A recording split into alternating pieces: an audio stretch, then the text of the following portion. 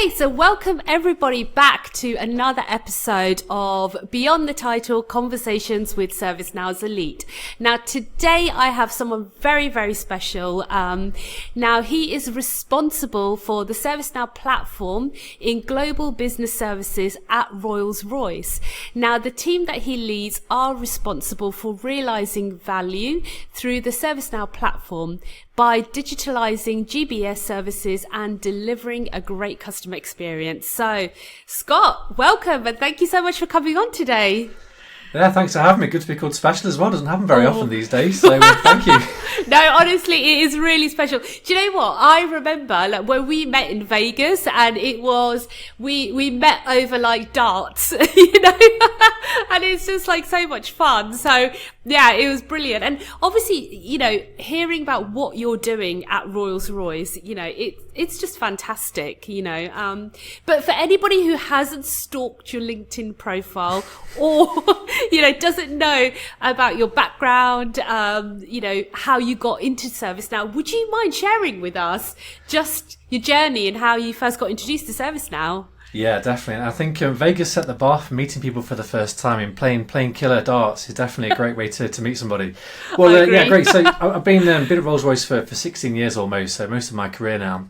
And I've pretty much gone right through the different levels. So right from on the support desk, tier 1, tier 2, kind of specialist roles, into process improvement, project management, and then eventually into managing IT platforms. And I used to look after a tool just for HR, and then ServiceNow came along and it changed our world in group business services. So kind of felt like a nice segue really to go from looking after a tool I had for a couple of years to then progressing into looking after ServiceNow. So I've spent the last 4 years working with ServiceNow as a platform, and the last 3 of those have been as a platform owner. And I'm not really an IT person by trade. I'm probably IT, but not really IT at the same time. And I say through my career, I've just gone around different functional areas within group business services, learned about finance, procurement, HR, different areas within our team, and just understood how the back office works, which then coming into a platform ownership role, you get a real broad perspective of how different teams might need to use ServiceNow as a technology and give value back to their customers. So I kind of fell into ServiceNow by accident. I'm absolutely loving the journey though. It's been a great platform to be involved with. And in terms of getting to kind of where I am today, it's just always being ready for those opportunities as they come up. I mean, for me, I would never have said to you 10 years ago I'll be working in ServiceNow looking after a technology platform. So it was just being ready for that opportunity when it came up, and being primarily ready to learn new things and take on board the new challenge. So, but yeah, ServiceNow, what an experience so far. Yeah, amazing. And it's really interesting because if somebody else who wants to venture into ServiceNow, but like you say, comes from that functional kind of, they've experienced different departments. Do you think it has given you value? Do you think it's really helped you? Whereas, say, someone who comes from a complete tech background, what do you think are the advantages of coming up from your route? And yeah. Yeah, 100%. I think sometimes it's like when you ask a child something, they almost come at it with no limitations, and we spend our entire life being put into boxes by things, whether it's the system, whether it's society. We find ourselves being constrained by practicalities of what's possible. And I think sometimes coming into it brand new, having no prior knowledge of ServiceNow, but obviously having an appreciation of the business and business challenges and a bit of an appreciation of IT platforms too, you do come in with less of that kind of restrictions on yourself of what's possible, and you almost ask some of the really stupid questions. And I'm sure I've had some conversation with my team and other partners out in the world that look at you and go, what? Really? What are you asking that for? And I think sometimes that curiosity really helps coming into this kind of space, because you do look at things in a slightly different way without being like, if I had 10 years of experience of ServiceNow, I'm more kind of drilled into how it works, what it can do, how it's being used with other people. I think coming into it brand new, you do have a slightly different perspective, and sometimes gives you different angles that maybe someone who's been in the space a lot longer might not potentially see. That's really interesting. That's really good. So, no, definitely. And, just in terms of, moving into that ServiceNow space, especially when you had no prior experience, in terms of your mindset, how did you kind of think to yourself, I'm going to take up this challenge, I'm going to do it? Talk us through that. Yeah, sure. I think I can phrase it with 2 words, growth mindset. is for me the most important thing of kind of your career and your progression as an individual. So this for me is really about being ready at all times for the opportunities. If you look through my history on LinkedIn, I've been all over the place, and I tend to stay in the same place for a couple of years. Generally, if I stop learning, if I stop growing, if it stops challenging me, it's probably time to move on and do something different. And I think by doing that, you push your boundaries, you push your own horizons, you learn new things, and then you're always ready for something different. You kind of switched on and ready for opportunities that might come your way. So for me, if I hadn't been open to the prospect of doing something very different, I could have thought, well, I'm doing this technology now, I can stay in this for a while and master it and get good at it. But I think by learning what I could from that and getting the principles, the foundations, I guess, of platform management, I mean, this is a great opportunity. I mean, ServiceNow is vastly bigger and much more capable than the tool that we were using previously. So it's just always being ready for that. I mean, I'm coming into probably the mid-career bracket now. I can't call myself early career anymore, coming into my mid-30s now. But I think it's always being ready for opportunities. I think it's being open to learning every day. I mean, every day is a school day when you come to work, and I think it's really about just embracing that network, building your own community of kind of followers and people that you can get engaged with. That learning's more than just what you learn from reading books or doing courses. You can learn so much from other people as well. So always being prepared to push yourself on and learn new things. That I say, you never know when an opportunity is going to strike. It's just being ready to take the chance when it comes along. Yeah, no, amazing. And, for anybody who doesn't know what a product owner does on a day-to-day basis, would you be able to share some responsibilities that you have? Yeah, sure. I mean, I ask myself that question quite a lot of the time, to be honest. What actually is my job? And it's one of those roles where, depending who you talk to, it's sometimes a product owner or a platform owner is seen as being a lead developer, or it could be a bolt-on to someone being an architect. But for me, it's about championing the technology. It's about being an advocate of the platform and really promoting it across the organisation. If anything, it's probably being a salesman more than anything. It's getting out there and saying, what can the technology do? How can it help to solve business problems? How can it help to deliver value back to the business? But you do need to have a level of almost some of the core IT skills as well. Whilst I'm not an ITIL practitioner, and I really follow and value following the IT kind of ITIL methodology. So really understanding how to govern the platform. If anything, I'm a protector of the platform as well. It's almost like we're the defenders of the technology, because obviously ServiceNow can do a lot of things and people hear about how great it is.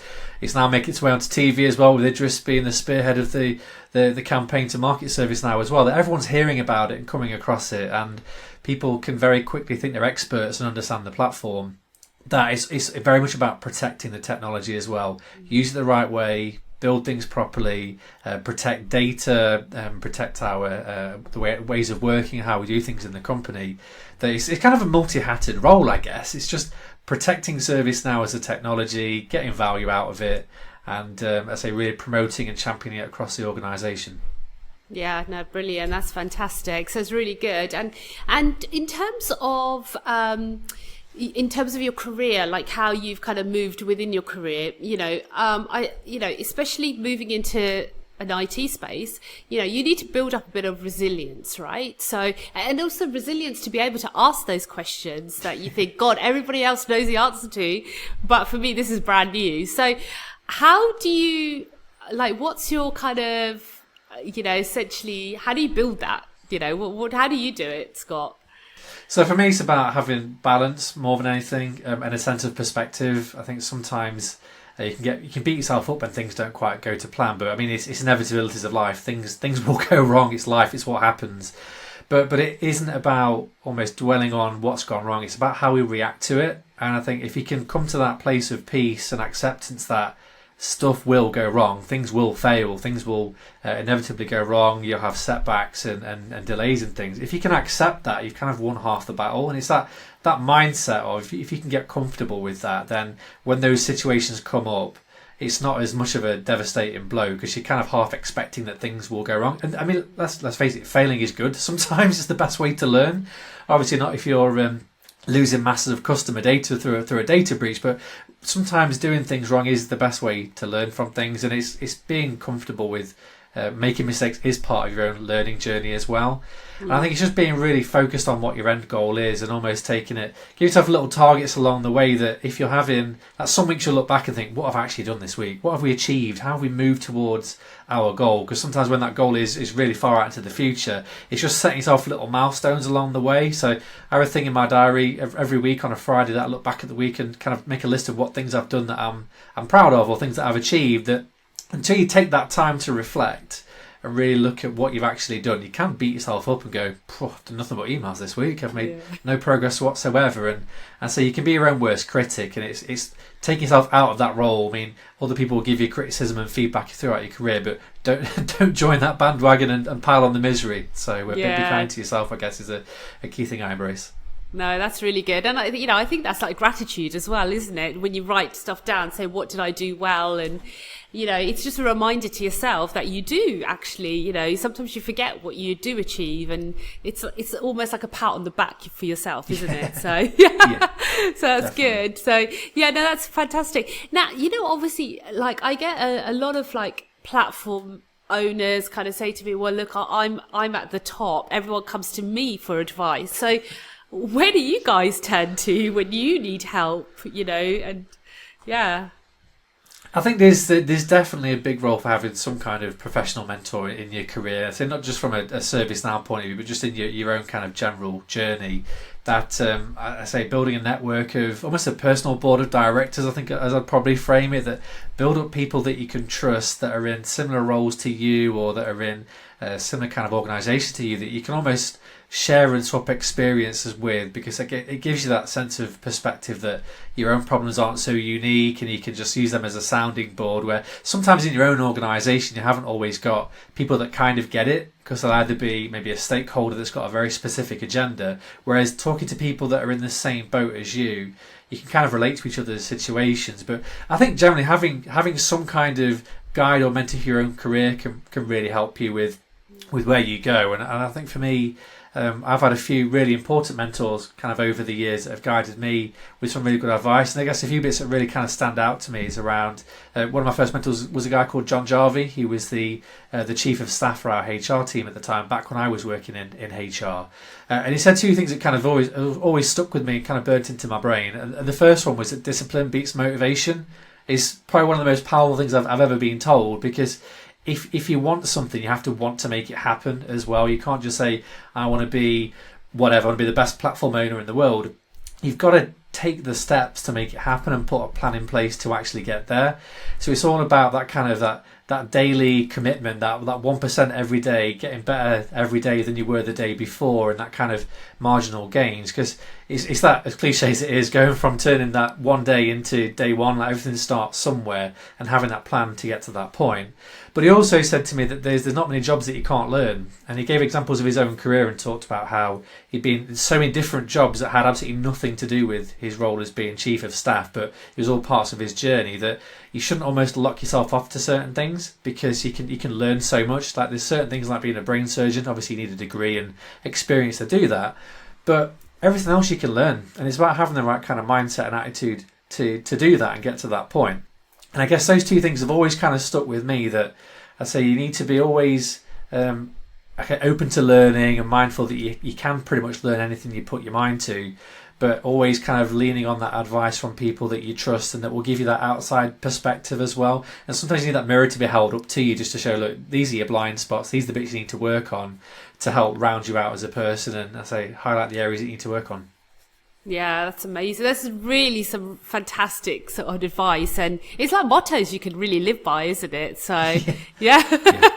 Yeah, that's brilliant. So now in terms of learning ServiceNow, especially like when you were so new to it, and it's how did you learn it? How did you essentially go, right, okay, let me learn this? Like, what did you do? Any tips? Any sort of tricks? Great question. And I think maybe I'm from part of the younger generation here still, that you can read, you get a lot from watching videos. I mean, honestly, there's so much great content out there in the community that if you're looking for an introduction to something, Maybe you want to understand how Flow Designer works, or you want to understand how to use UI Builder or create record producers.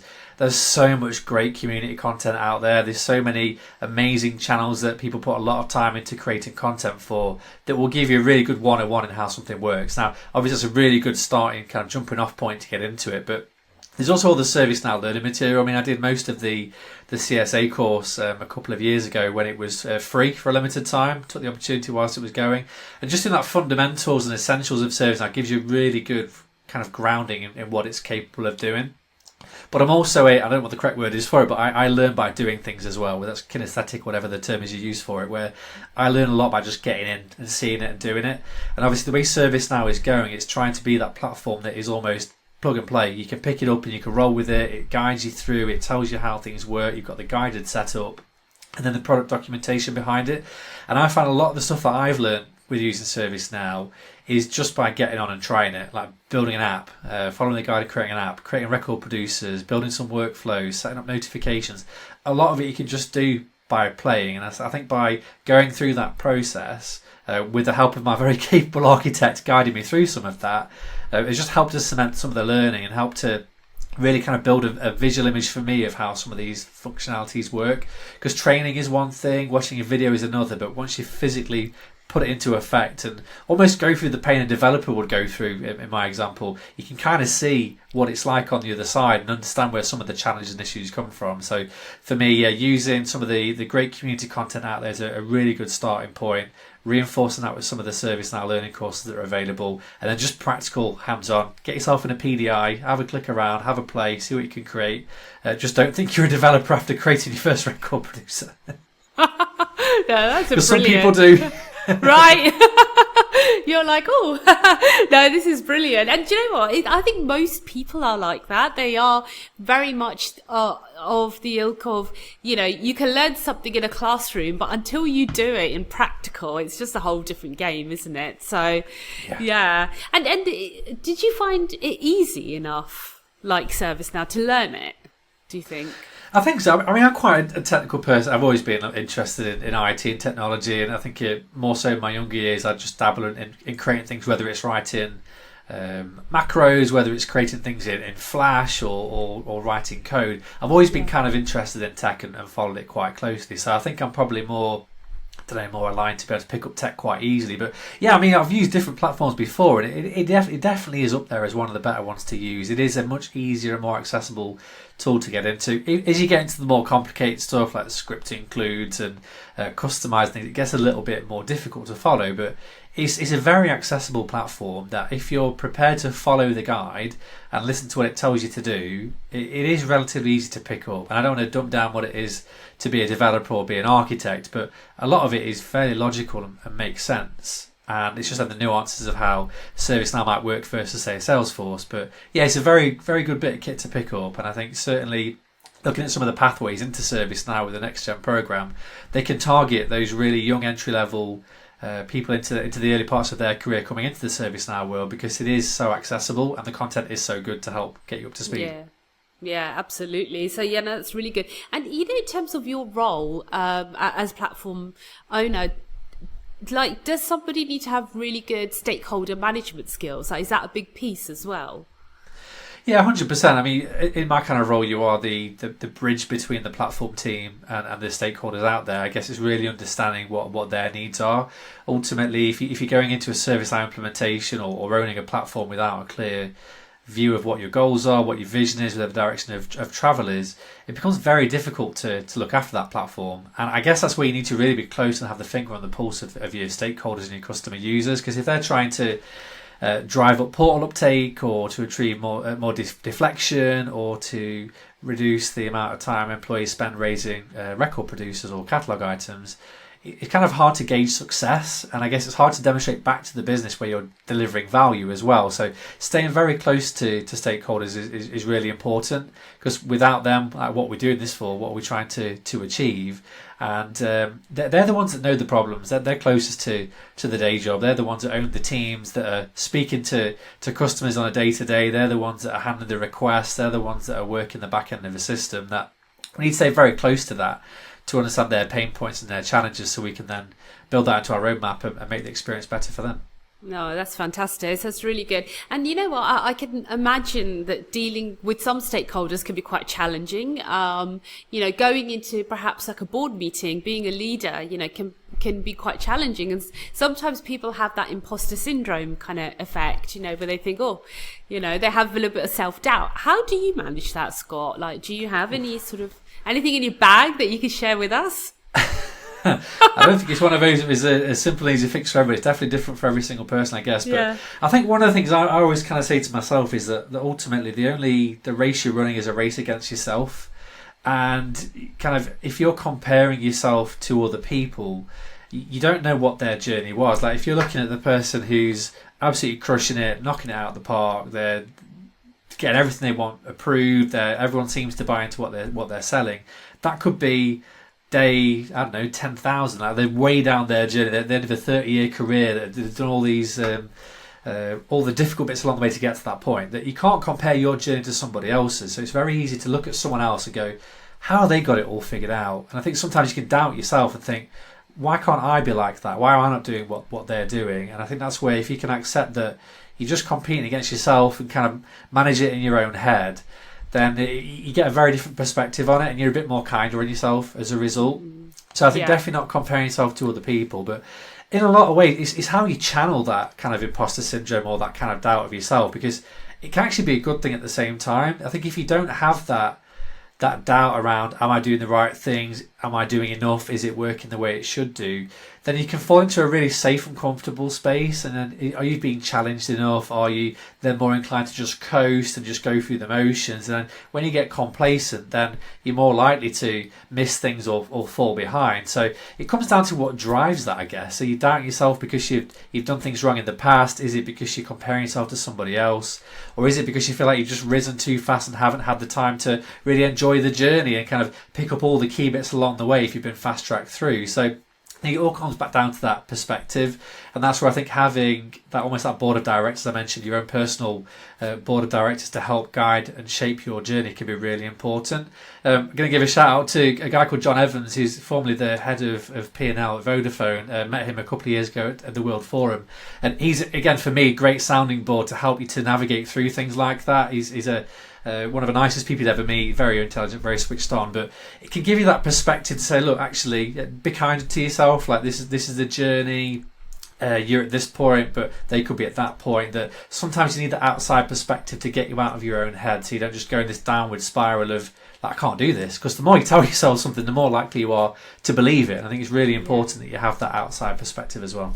Yeah, no, that's fantastic advice. And I think we're all guilty of it. We're all guilty of going, why did that person just not have any problems? Why was it so smooth for them? But inside you just don't know what's happening, right? So they're just covering it up. So yeah, I think that's really fantastic advice. And I think it's hard advice to take because it's so difficult not to do that. It's so difficult not to look at another company and go, how have you done that so easily? And you're splashing it all over like social media going, oh yeah, it was really easy implementation, no issues. So yeah, that's it. And everything comes with context as well. I think that's always one of the dangers with something like LinkedIn. As much as I absolutely love it as a channel, you do see a lot of that promotional piece. You don't always see the bits that went wrong behind the scenes, and sometimes you can look at that and think, wow, this is amazing. Look what they've done. They've absolutely changed the world, and what a fantastic journey. But you don't see all the hard stuff behind the scenes. You just see that when they've climbed the top of the mountain, they're there waving down, saying, look what we've done, we're amazing. But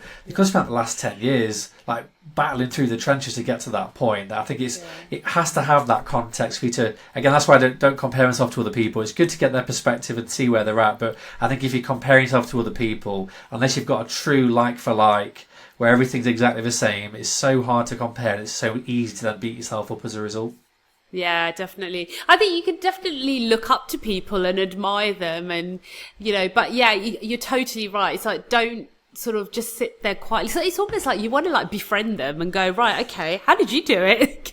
Tell me, let's swap stories, and then the real stuff comes out, right? They're like, well, actually, don't do this, don't do that. This wasted my time. Do you know what I mean? And that's where you kind of need war stories, right? Absolutely. That will help your journey better. Yeah, definitely, and I think everyone I've met in the ServiceNow world is always willing to share as well. It's one of those very unique communities where no matter what industry you're in, I mean, none of us are competing with each other. Obviously, there'll be some situations where you're in the same industry and you've got a direct rival, but there's so many different customers of ServiceNow out there that they're all prepared to share their story because we're all on the same journey. We're all using the same platform. We can all learn from each other. So everyone's so willing to help you out and to help you to learn from what they've done.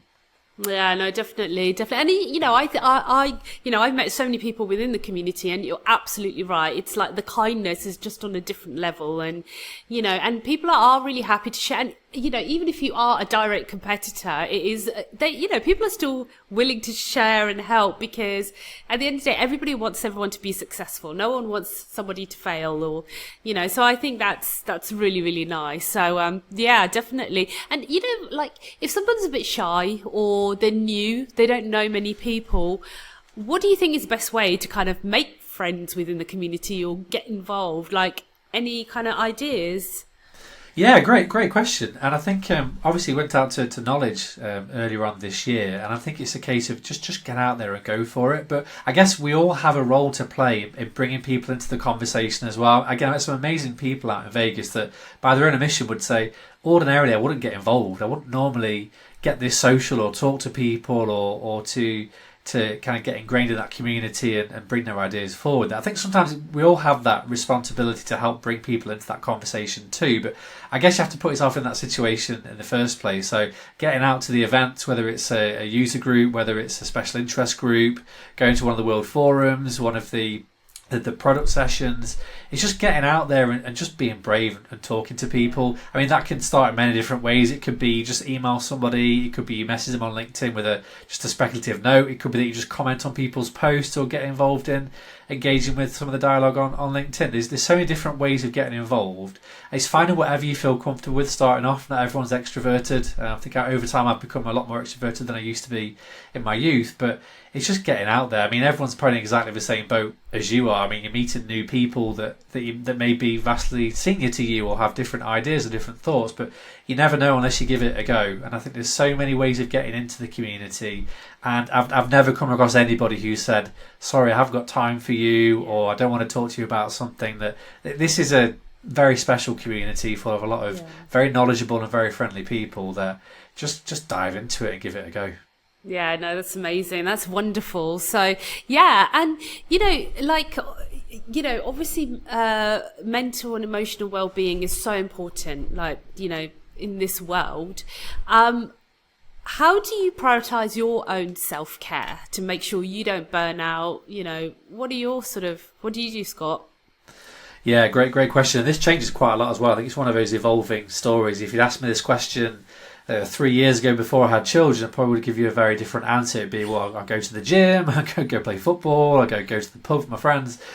Kids change all of that for me. But I think for me, this is about it's how you manage your time and what you think is important and what you give that priority to. There's a book called Essentialism I read a couple of years ago, which there's a great quote in there where it says something like, if we don't prioritise our time, somebody else will.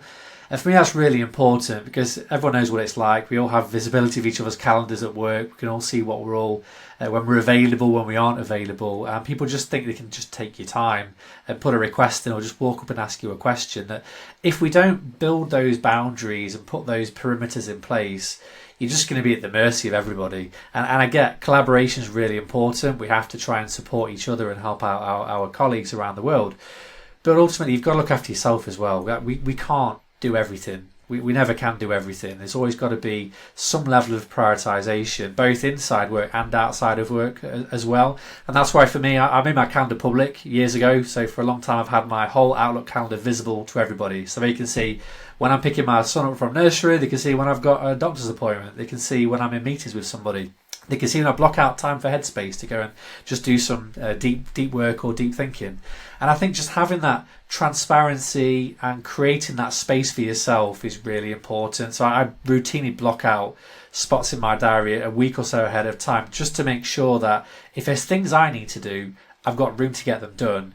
But it also then protects me from my personal life being impacted as well. Because for me, the most important thing is being a dad. I wanted to be a dad since I was a little boy, have my own kids and raise my own family. And I think it's one of those things where when you get to the end of your career, your family won't remember all those late calls that you did when you were sat on Teams at 5:30 or logged on over the weekend doing work to close out a task for somebody. There will be times when that kind of thing has to be done. There always will be, but it's important to make sure it doesn't become routine and that you really do set those boundaries that you don't then infringe upon your personal life, because as I say, you need to understand what your priorities are and organise your own time effectively so you can really embrace and enjoy that time properly. Yeah, definitely. I agree with you. And do you know what? Kids 100% changes everything. I've got an 8-year-old and a 9-year-old, and yeah, it's suddenly, you're so right. It's the focus suddenly shifts from just being just you to them as well, and your partner as well. So, and then, the whole family. So yeah, it really does change things. And I think, obviously with the recent sad news that we've had in the community, time is so precious, and that time that goes, you'll never get it back. So let's make the most of everything, right? So 100%. And I think as a general mindset for everybody, it's just being kind to each other as well. When we talk about mental well-being and emotional health, it's all about just being kind by default. And obviously Mike was a shining example of that. And it's such a shame for the community to have lost him, but his default was kindness, willing to give time to anybody, support anybody, and ultimately we're all on the same team in this big old journey of life. We're here to support and build each other up. And I think you see so much negativity out there that you just don't know what somebody's situation is. Someone could be having a rough time, somebody could be going through challenges outside of work. I mean, for me, my son's got quite a serious disability that's going off in the background in my life, and you just don't know what's going off in someone's personal situation. So that we owe it to ourselves really to just be kind to everybody. I mean, what do we gain from tearing people down or giving people grief? We are all on the same side at the end of the day. That's brilliant. Do you think you're quite lucky because the culture of the company you work in supports you, the fact that you can have an open diary and say, look, I need to block this space out for headspace? Do you think you're quite fortunate, or do you think that is how companies should be and it's common amongst your peers? Yeah, it's a great question. You do see some really different opinions on LinkedIn as well. I saw a few the other day that were really slating hybrid working and remote working, and I say having really good control over your diary and selective over when you work with people. But I think for me, you kind of you create the culture that kind of suits you, and I think it only changes if you start leaning into that space. Obviously COVID transformed work fundamentally. We've got such a different landscape now where technology is empowering us to work from home, to work remotely, to work from far shores if we're on holiday somewhere or travelling somewhere. It's transformed the game for all of us. I think there is a level of having a culture in the company that supports it and embraces it, but I guess you set your own boundaries. You've got the control of your own destiny. If you make yourself available to everybody all the time, you'll never get anything done. So good luck. You'll deliver everybody else's goals, but you won't deliver your own. And there's something to be said about that maybe that is one of the right ways to go, is that if everybody else is winning, then the company's winning. But I guess everyone's got their own personal goals to meet as well. But yeah, I think I'm fortunate to be somewhere that embraces it and supports it. But I think at the same time, you will always come across people that want to demand your time or think they have an entitlement to your time. And I guess that's where you have to be brave and bold to, again, set your markers and your boundaries and say, look, I won't do calls after 5 o'clock. I might be able to work for an hour or so at 8 p.m. later on when my kids have gone to bed, but I cannot do a call from 5 till 6, for example, because I've got school runs or other things that take precedence. And I found people are quite accepting of that. People are quite reasonable about it. It's just being, again, open and transparent about what you're doing and why.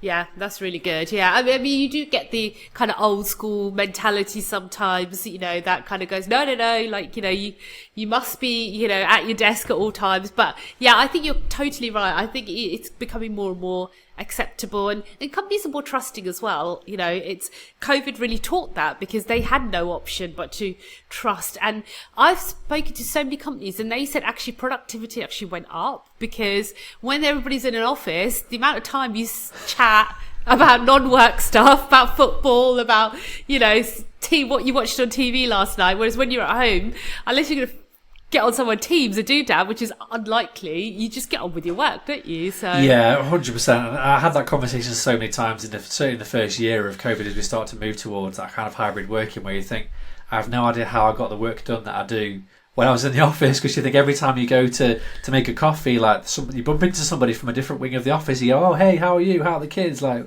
did you see this on TV last night? Before you know it, you've been away from your desk for half an hour. That I don't know how in the old world we fit it in. And there's definitely still a place for it. And I think where teams need to get value from being physically together in a room, I think there's definitely a place for it, but at the same time, it's really leveled the playing field. I remember back in the old days when you'd be on a conference call somewhere in Derby at one of our offices, and you'd have a team other side of the world in North America that they'd missed all the conversations prior, they missed all the other meetings because they were so like far disconnected.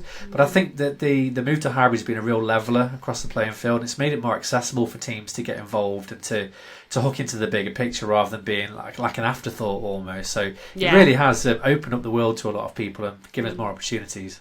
No, that's fantastic. That's really good. So look, my final question, okay, Back to the Future. I'm sure you've definitely seen the film, right? Yep. So if you could go back in a time machine and talk to your 21-year-old self, what advice would you give him, Scott?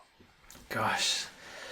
I think if I could talk to myself, I would say that you've got to be brave. I think you've got to be brave and willing to get things wrong, because you'll learn quickly from making mistakes. I think you taught throughout early parts of life that making mistakes are bad things, and you need to correct yourself, and you don't want to make mistakes. Like we taught that losing is bad and failing is not a good thing. But I think it really is good to learn from making mistakes. I'd definitely say that you've got a lot of time to figure things out. Like I've never been that person that knows what they want to be when they grow up. I probably never will ever be that person. And again, that's okay. I mean, there's a quote from somebody at Facebook years ago that said that careers aren't ladders anymore. They're almost like a jungle gym. You can go all over the place, learn different things. And just because you're in your 20s or your 30s doesn't mean you can't reinvent yourself or learn something new. And I guess I've been testament to that with my career so far, jumping around. But I guess the only other two things I'd say is to be open to understanding why you do things as well, and learning what gets you going, what motivates you. I think I read the book Start With Why a good couple of years ago now, and I think it's a really important thing to live by. Like, why do you do the things that you do, and what gets you out of bed in the morning? Because ultimately you work for a long time. Like, work is probably the biggest part of our life. We spend most of our time at work. Like, you have to enjoy what you do, and there must be some satisfaction you take from it beyond you've met your goals or you delivered what you were told to do. There's got to be some level of you feel fulfilled in what you do. So I'd have encouraged myself to find what that is as soon as I could do, and then really go for it, kind of all guns. Yeah, that's amazing. That's wonderful. So listen, Scott, a huge thank you to you. What you're doing at Rolls Royce is just phenomenal, and yeah, it's brilliant. So thank you for sharing your journey with us today. Thanks for having me. Great opportunity. I really appreciate the time to speak to you. That's great. Thanks, then. Thank you.